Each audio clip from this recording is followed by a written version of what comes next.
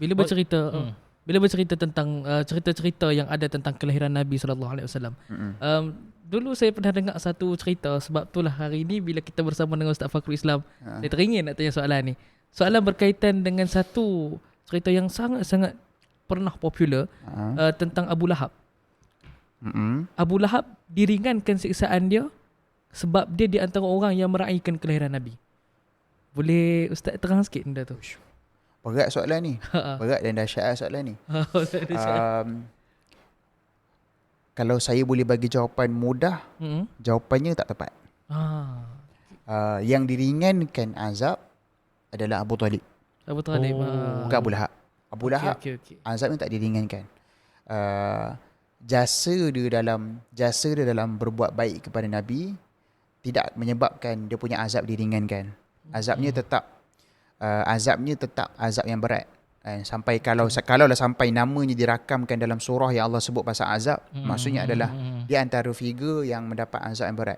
Lepas tu kalau Zikrul dengan Izzat pergi Mekah, ada satu tempat ni dia memang kita kata kubur Abu Lahab.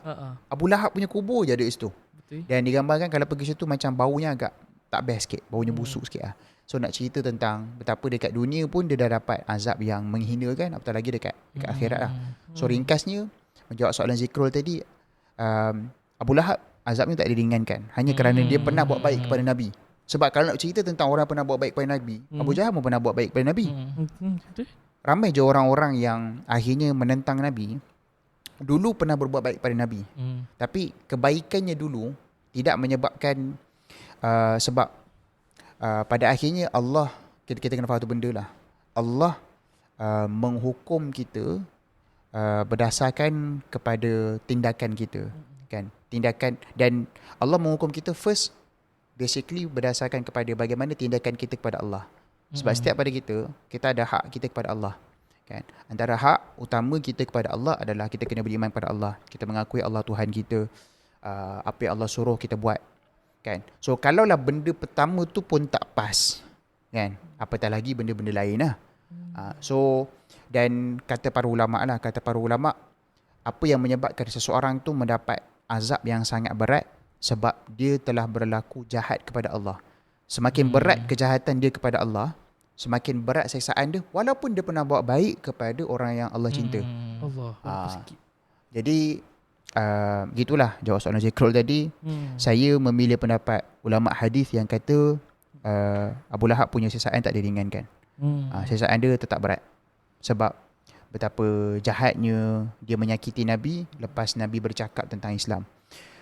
Dan bila dia ada unsur, sebab Abu Lahab dengan isteri dia ni, dua-dua ni jahat. Sebab kalau Zikrul dengan Izzat pernah dengar, Ummu Jamil siap kata Jibril tu syaitan. Ummu Jamil siap kata Jibril tu syaitan. So apa yang menyebabkan Ummu Jamil cakap macam tu? Mesti sebab suami dia pun sokong dia buat benda macam tu. Jadi nak gambarkan memang pasangan yang kita kata pasangan, bahasa kasar jahatnya pasangan neraka lah. Gitu. Gitu. Suami isteri dari neraka. Tapi selalu orang salah faham bila Wan cakap pasal Abu Lahab ni, orang selalu salah faham Abu Jahal ni pakcik Nabi. Sebenarnya Abu Lahab pakcik Nabi. Itu sehingga dirakamkan ada satu surah khas untuk Abu Lahab. Betul. Okey. Nak cerita pasal Abu Lahab bin jahat ni kan. Abu Lahab ni dia punya jahatnya adalah bila Nabi nak start dakwah mula-mula, Nabi nak start berdakwah dekat family dia lah. Secara sir ni? Secara tertutup dulu? Secara kan Nabi dakwah kan 3 tahun pertama kita kenal sebagai dakwah secara rahsia lah. Nabi masuk dakwah secara rahsia tu bukanlah maksudnya Nabi sembunyikan daripada bercakap tentang Islam. Memang takut orang salah faham. Masuk dakwah secara rahsia adalah Nabi dakwah secara bersasar. Masa tu orang dah mula dengar bahasa Islam, tapi benda tu tak viral. Maksudnya Nabi bukan sekadar bercakap dengan orang tertentu je. Sebenarnya Nabi dah mula bercakap kepada ramai orang.